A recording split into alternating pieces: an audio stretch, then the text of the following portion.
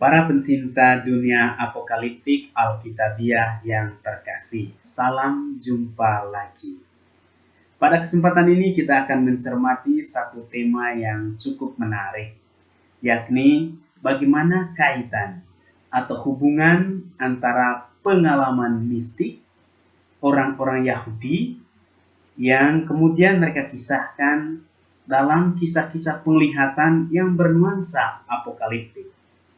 Dengan tema ini kita akan melihat sebentar kira-kira bagaimana katakan dunia apokaliptik itu bukan sekedar dunia khayalan, imajinasi, tapi itu adalah kisah, ya, kisah dari pengalaman mistik dari orang-orang yang mau melihat atau menatap katakan dunia surgawi itu kira-kira bagaimana. Ya, ini tema kita. Tradisi mistik penglihatan Merkabah. Tradisi mistik ini adalah tradisi mistik orang Yahudi yang sangat berkembang setelah zaman Kenisah kedua. Ya, pada zaman Kenisah kedua, banyak orang yang mau melegitimasi, katakan di bawah spiritualnya itu, dengan menunjukkan pengalaman-pengalaman kedekatan dengan Allah, bahkan pengalaman-pengalaman penglihatan atas diri atau wajah Allah itu sendiri. Nah, sebetulnya ya keinginan atau hasrat untuk menatap wajah Allah ini sudah ada sejak zaman Musa. Nanti kita lihat pertama-tama bagaimana hasrat orang untuk menatap wajah Allah. Ya, hasrat menatap wajah Allah. Ini adalah salah satu katakan target akhir dari tradisi mistik Merkabah, mau memandang wajah Allah. Sebetulnya dalam sejarah bangsa Israel, khususnya dalam kisah pembebasan dari tanah Mesir, Musa dipanggil Tuhan, ya, dia diutus oleh Tuhan sendiri. Dan pada saat proses perutusan atau panggilan itu, Tuhan Allah Abraham, Allah Ishak, Allah Yakub sebetulnya menampakkan diri kepada Musa guna mewahyukan diri dan sambil menunjukkan kekuatan kekuasaannya sehingga bisa meneguhkan Musa dalam tugas perutusan untuk membebaskan umat Israel dari tanah Mesir. Ya. Ini sebuah inisiatif dari Tuhan sendiri yang mau menyingkapkan dirinya kepada orang kepercayaannya. Dari semua komunikasi kepercayaan Tuhan dengan Musa, ada sebuah permintaan Musa yang dijawab oleh Tuhan secara berbelit-belit kelihatannya. Tatkala Musa meminta agar Tuhan menampakkan kemuliaannya. Musa katakan dalam Keluaran bab 33 ayat 18, "Perlihatkanlah kiranya kemuliaanmu kepadaku." Lalu ia menjawab demikian, ya, "Aku akan melewatkan segenap kegemilanganku dari depanmu dan menyerukan nama Tuhan di depanmu. Aku akan memberi kasih karunia kepada siapa saja yang kuberi kasih karunia, dan berbelas kasih kepada siapa yang kukasihani. Tetapi engkau tidak akan tahan memandang wajah, sebab tak seorang pun yang akan memandang aku bertahan hidup. Nanti ada suatu tempat dekatku di mana engkau dapat berdiri di atas gunung batu. Ketika kemuliaanku lewat, aku akan menempatkan engkau dalam lekuk gunung itu, dan aku akan menutup engkau dengan tanganku sampai aku lewat. Kemudian aku akan menarik tanganku dan engkau akan melihat belakangku, tetapi wajahku tidak akan kelihatan." Ya, itu dari kitab Keluaran bab 33 ayat 19 sampai 23. Hasrat Musa untuk melihat kemuliaan Tuhan hanya bisa dipuaskan dengan melihat punggungnya. Ketika kemuliaannya lewat di hadapannya, tangan Tuhan justru menutupinya sehingga tidak dapat dilihatnya secara langsung. Alasannya hanya satu, tak seorang pun yang memandang aku bertahan hidup. Keyakinan ini sangat kuat di kalangan kaum Yahudi pada masa itu. Tuhan hanya bisa didengar lewat suara yang muncul dari dalam awan atau dari dalam nyala api. Kehadirannya sangat dahsyat, melebihi kemampuan manusia untuk menghadapinya. Seorang manusia tidak mampu menghadapinya secara langsung. Misteri penyelubungan kemuliaan wajah Tuhan kemudian menjadi tema yang memikat para nabi untuk mendekatinya secara langsung. Keterpikatan itu muncul terutama setelah ada pengalaman penglihatan Nabi Yesaya dan Nabi Yehezkiel yang mampu memandang Tuhan secara langsung dalam kemuliaannya dan tetap bertahan hidup. Bertolak dari pengalaman mereka, para nabi kemudian, khususnya para mistikus zaman Kanisa kedua, bait suci yang dibangun kembali setelah pembuangan dari Babilonia, mulai berusaha mendekati Tuhan, mencari wajah dan kemuliaannya dengan menggunakan teknik-teknik khusus. Proses pencarian wajah Tuhan yang mulia kemudian berkembang menjadi sebuah tradisi doa mistik di kalangan tertentu orang-orang Yahudi. Nah, teman-teman semua, sekarang kita akan melihat kira-kira bagaimana cikal bakal dari pengalaman katakan mistik tersebut atau tradisi penglihatan Merkabah tersebut. Kita lihat pertama cikal bakalnya itu yaitu dari penglihatan Nabi Yesaya. Ya, kita tahu penglihatan Nabi Yesaya ketika dia dipanggil oleh Tuhan sendiri. Melalui pengalaman penglihatan, sebetulnya Tuhan menampakkan kemuliaannya mulai dari katakan Yesaya, kemudian kepada Nabi Yehezkiel. Perikop Yesaya bab 6 ayat 1-13 dikenal sebagai kisah panggilan Yesaya sebagai nabi yang diutus oleh Tuhan sendiri. Yesaya menerima panggilan tersebut katakan dalam sebuah penglihatan. Ya, ia melihat Tuhan duduk di atas tahta yang tinggi dan mengenakan jubah yang panjang memenuhi bait suci. Dilihatnya pula para serafim yang mengelilinginya sambil mendendangkan kidung kedusha atau trisagion yang kita sering doakannya, kudus, kudus, kudus. Yesaya merasa diri najis dan tak pantas menatap Tuhan dalam kemuliaannya, dalam keagungannya dan kekudusannya yang sangat menakjubkan. Walaupun demikian, matanya melihat Sang Raja, Tuhan semesta alam. Bahkan tidak hanya menatapnya, Yesaya pun setelah disucikan dengan bara yang disentuhkan serafim ke bibirnya, berdialog dengan Tuhan sendiri. Tuhan menawarkan sebuah misi perputusan, dan Yesaya menyambutnya dengan penuh kepasrahan. Yesaya bisa melihat Tuhan, dari muka ke muka, mampu berkomunikasi dengannya secara langsung dan tetap bertahan hidup. Yesaya tidak mati seperti yang Tuhan sampaikan kepada Musa ketika si penerima dekalog ini memohon supaya kemuliaannya diperlihatkan kepadanya. Nah, teman-teman semua, ternyata Nabi Yehezkiel melalui sebuah penglihatan bisa menatap kemuliaan Tuhan pula. Ya, kita lihat sekarang katakan penglihatan Nabi Yehezkiel. Dan dia menatap kemuliaan Tuhan secara langsung. Dan seperti Nabi Yesaya, dia juga masih tetap bertahan hidup. Dalam perikop penglihatan awal kisah Nabi Yehezkiel bab 1 ayat 1-28, Putra busi ini memandang suatu fenomen sejenis kereta yang terbang melayang ke sana kemari.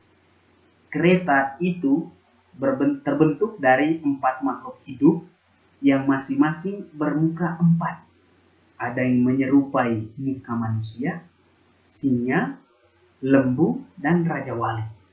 Bersayap 4 dan memiliki tangan dan kaki. Di sampingnya tampak sesuatu yang menyerupai roda berjumlah 4, ya, yang bergerak sepadan dengan gerakan keempat makhluk tersebut. Keempat makhluk dan roda itu digerakkan oleh roh yang sama. Di atas kepala keempat makhluk terbentang sejenis cakrawala yang menakjubkan. Di atas cakrawala tersebut tampak sesuatu yang menyerupai tahta megah bagai permata laswardi. Dan di atasnya tampak sesuatu yang menyerupai manusia yang dimahkotai dengan sinar pelangi yang asri nan cemerlang. Itulah tampak kemuliaan Tuhan yang dilihat oleh Nabi Yehezkiel. Nah, dia melihat kemuliaan Tuhan itu ya dalam bentuk kereta. Kereta yang maksudnya itu adalah itu yang nanti kita sebut Merkabah, ya, Merkabah. Kerumitan kisah penglihatan Yehezkiel ini akan kemuliaan Tuhan yang tampak di atas sebuah wadah yang menyerupai tahta menunjukkan keterbatasan kapasitasnya dalam menjelaskan fenomen ilahi yang diceratnya. Pengalaman penglihatan ini terjadi di tepi sungai Kebar ketika Yehezkiel bersama orang-orang Israel dibuang ke Babilonia. Banyak ahli yang berpendapat bahwa pengalaman ini sungguh nyata dan bukan sekedar kisah rakitan profetis semata. Ya, ia menjiwai seluruh isi, ya, dan penuturan kitab Nabi Yehezkiel. Artinya pengalaman ini menjiwai seluruh, katakan, visi dan penuturan kitab Nabi Yehezkiel dan terus bergema dalam tulisan-tulisan periode berikutnya. Penulis kitab Yesus bin Sirat menamakan fenomen ilahi yang dilihat Nabi Yehezkiel itu sebagai kereta atau Merkabah dalam bahasa Ibrani. Ya, dalam Sirat bab 49 ayat 8, ya, di sana dituliskan ha Merkabah ha kerubim. Ya, juga ditulis dalam 1 Tawarik bab 28 ayat 18. Sebutan kitab Sirat atas fenomen penglihatan Yehezkiel kemudian menjadi nama populer untuk tradisi latihan-latihan mistik yang berhasrat menatap kemuliaan Tuhan di atas tahtanya yang kudus. Ya, ini pengalaman penglihatan, katakan, Nabi Yehezkiel.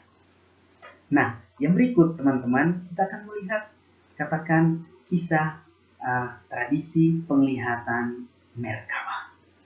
Tradisi mistik Merkabah. Pengalaman penglihatan Nabi Yehezkiel mempengaruhi cara berpikir kaum Yahudi pada periode selanjutnya. Ya. Muatan inti atau objek penglihatan, yaitu menatap kemuliaan Tuhan, berbeda dengan keyakinan yang mengklaim bahwa Tuhan tak dapat ditatap berhadapan wajah dengan manusia, karena manusia tidak akan bertahan di hadapannya.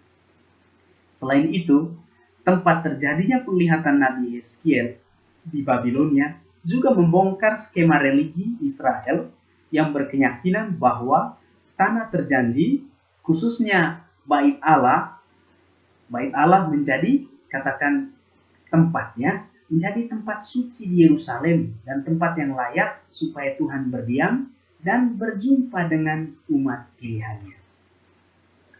Keistimewaan dari pengalaman penglihatan ini membangkitkan ketertarikan tokoh-tokoh tertentu untuk mempraktekkan latihan rohani khusus supaya mengalami kembali apa yang pernah dilihat oleh Nabi Yehezkiel.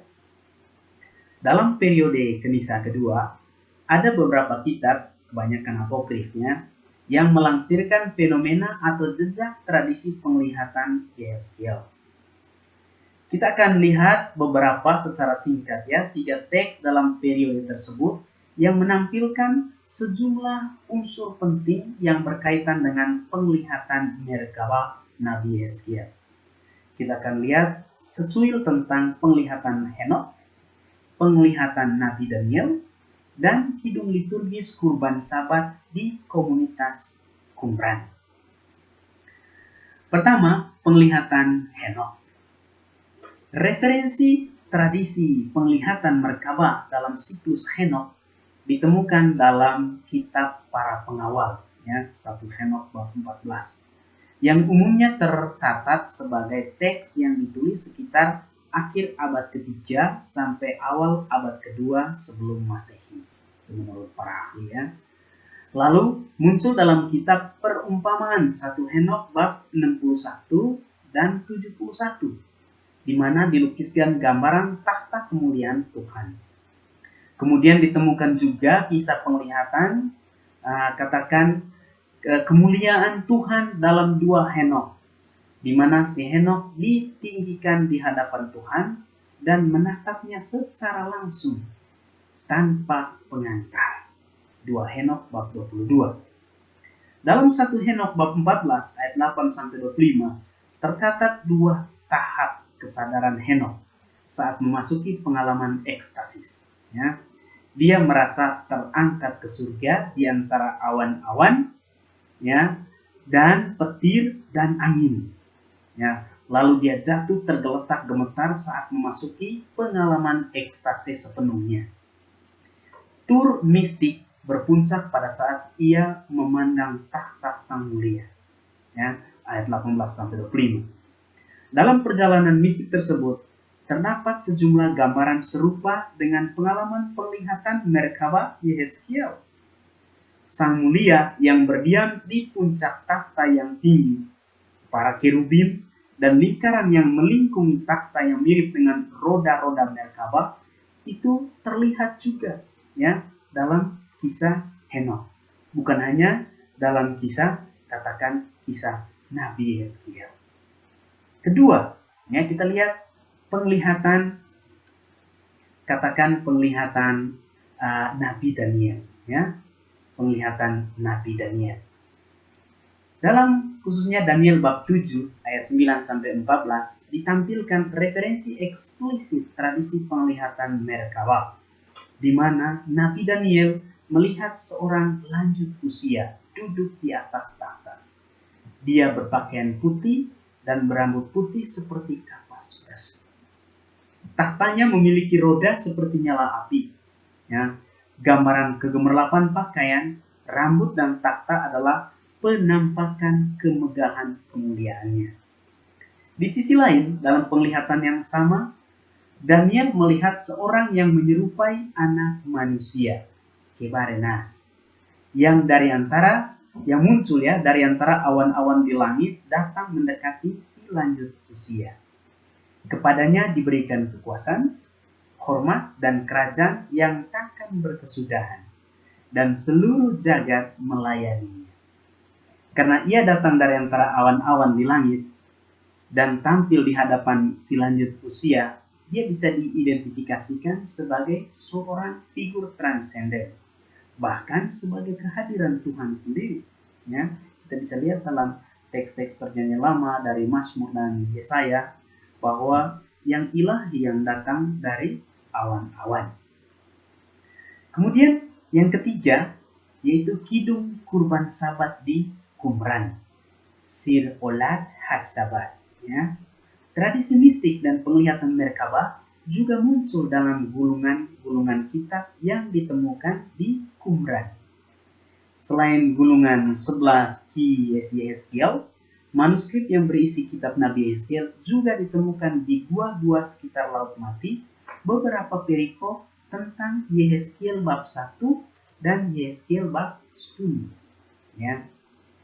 Fragmen 4 dalam manuskrip, salah satu manuskripnya, mengisahkan penglihatan Merkabah Nabi Yeskiel di tepi sungai Kebar.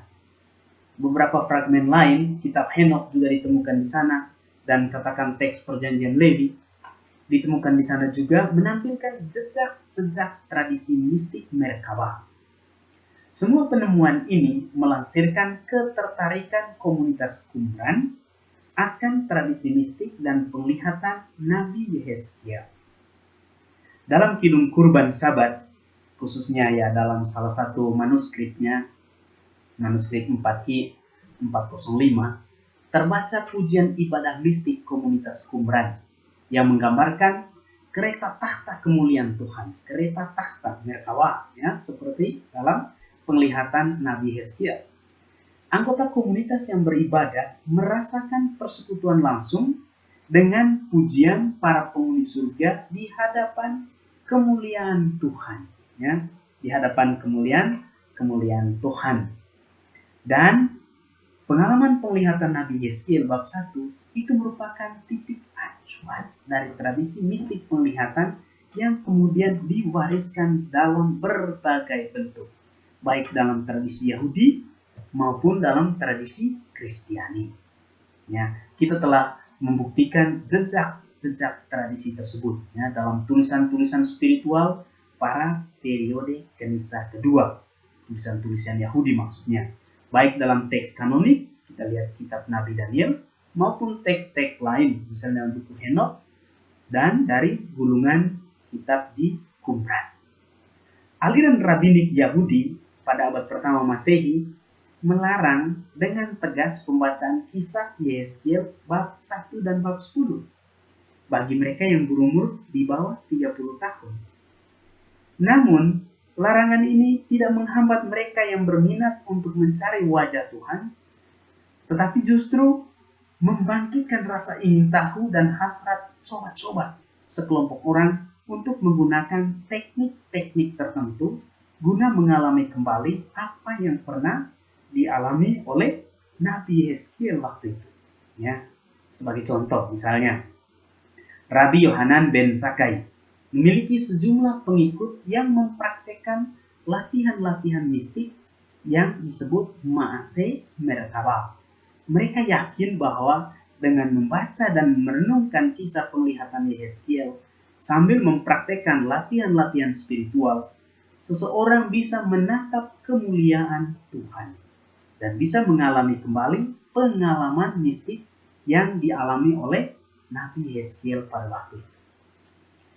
Tradisi mistik ini rupanya tidak hanya terbatas pada lingkaran Yahudi, tetapi juga dalam lingkaran Kristiani awal. Penglihatan Nabi Yesaya bab 6 dan Nabi Yehezkiel bab 1 dan Nabi Daniel bab 7 memiliki gema tersendiri dalam kitab suci Perjanjian Baru.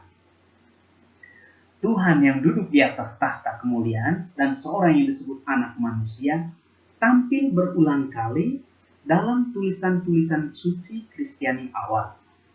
Yesus dan para muridnya pernah mengalami penglihatan serupa. Ketika Yesus dibaptis di Sungai Yordan, ia melihat langit terbuka dan Roh Kudus turun ke atasnya dalam rupa burung merpati, dan kemudian terdengar suara Bapa yang menyebutnya Putra Terkasih. Pengalaman penglihatan serupa dialami Yesus dan ketiga rasulnya dalam kisah transfigurasi di atas gunung yang tinggi. Menjelang penderitaan dan kematiannya, Yesus juga mengalami penglihatan ketika ia sedang berdoa secara kusuk di Taman Getsemani. Diakon Stefanus saat dirajam di Yerusalem juga melihat langit terbuka dan menatap anak manusia yang berdiri di sebelah kanan Bapa di surga. Dan secara khusus, penglihatan Yohanes dalam Wahyu bab 4-5 mengeksplisitkan tradisi mistik penglihatan Nabi Yesaya, Yehezkiel, dan Daniel. Yohanes melihat Dia yang duduk di atas tahta dan anak domba di tengah tahta menerima penyembahan yang layak para penghuni surga.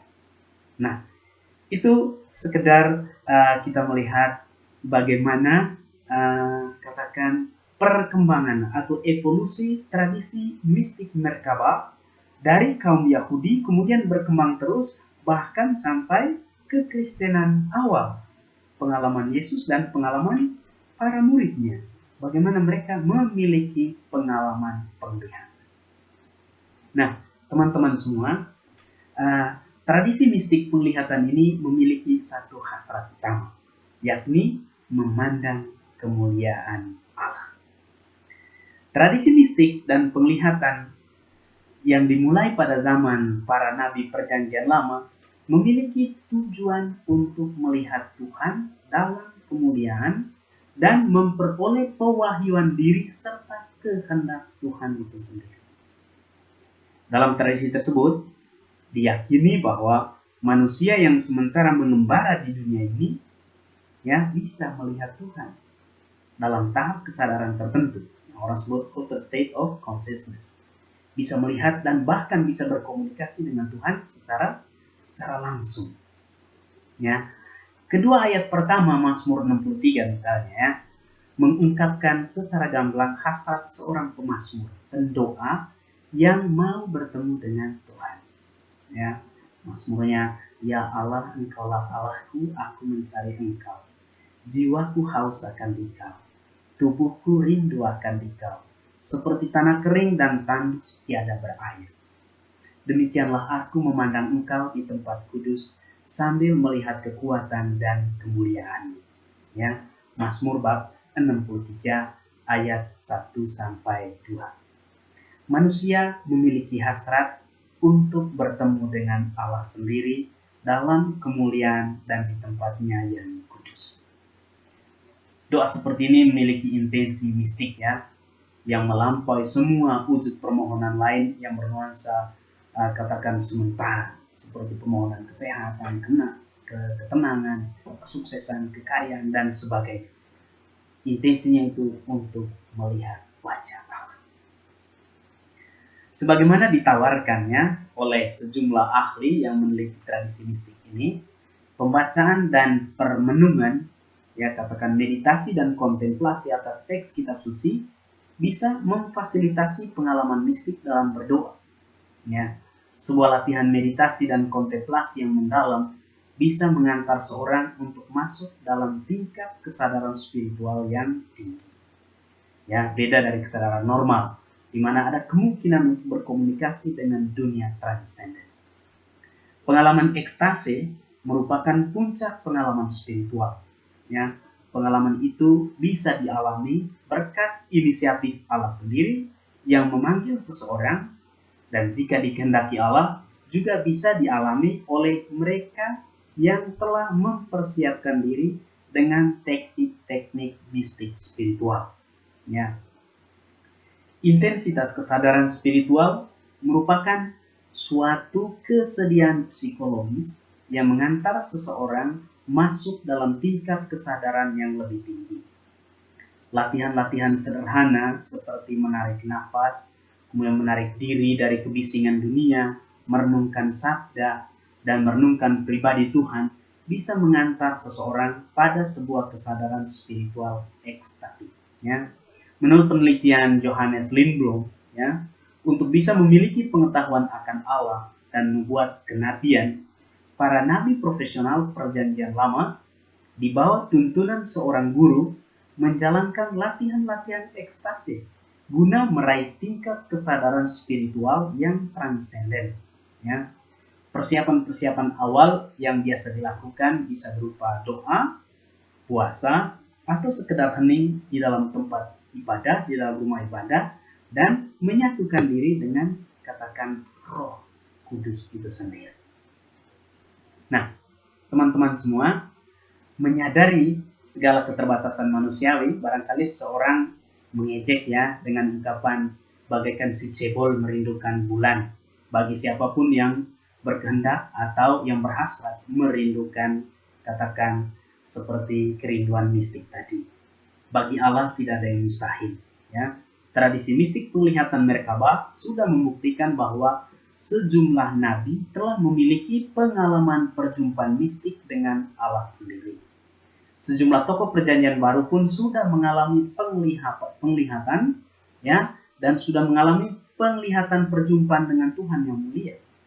Bahkan dalam sejarah gereja telah muncul sejumlah tokoh spiritual yang juga mengalami penglihatan mistik yang mengafirmasi keyakinannya dan memberikan inovasi terhadap tradisi religi yang diimaninya. Mencari wajah Tuhan, mencari kemuliaan Allah, bukanlah sebuah ungkapan keraguan akan eksistensi Tuhan, melainkan ungkapan keyakinan yang kokoh akan Dia yang hadir, Dia yang hidup, dan Dia yang ada. Nah, teman-teman semua, kita sudah melihatnya.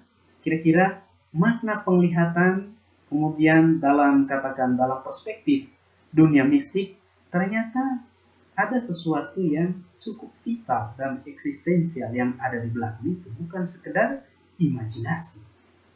Nah, kita lihat sekarang kesimpulannya, beberapa kesimpulan sehubungan dengan tradisi mistik Merkabah ini. Pengalaman penglihatan Nabi Yesaya dan Nabi Yeskiel telah membuka suatu kemungkinan komunikasi, hasrat dari manusia untuk menatap wajah Allah dalam perjumpaan mistik. Tujuan dari komunikasi ini dapat dicapai melalui latihan-latihan mistik yang mengangkat kesadaran seseorang ke tingkat yang lebih tinggi, hingga mencapai taraf ekstasi misalnya, di mana perjumpaan dengan alam transenden bisa terjadi. Menurut penelitian para antropolog budaya, manusia memiliki kemampuan untuk mencapai taraf kesadaran tersebut dan bisa berkomunikasi dalam roh dengan Dia yang diyakini. Dengan demikian, pengalaman mistik merupakan sebuah perjumpaan dengan Tuhan sendiri, entah pertama atas inisiatif Tuhan sendiri dan juga atas kesediaan kesadaran manusia itu sendiri. Dalam perjumpaan tersebut, manusia mampu menatap wajah Tuhan dan mencerah pewahyuan dirinya yang terdalam. Nah, teman-teman semua, demikian pencermatan saya sehubungan dengan tradisi mistik, tradisi penglihatan Merkabah yang sudah berevolusi dari katakan periode Kenisa kedua bahkan sampai pada tradisi awal kekristenan. Nah, ada satu yang menarik, kenapa tradisi penglihatan ini kita bahas dalam dunia apokaliptik Alkitabiah.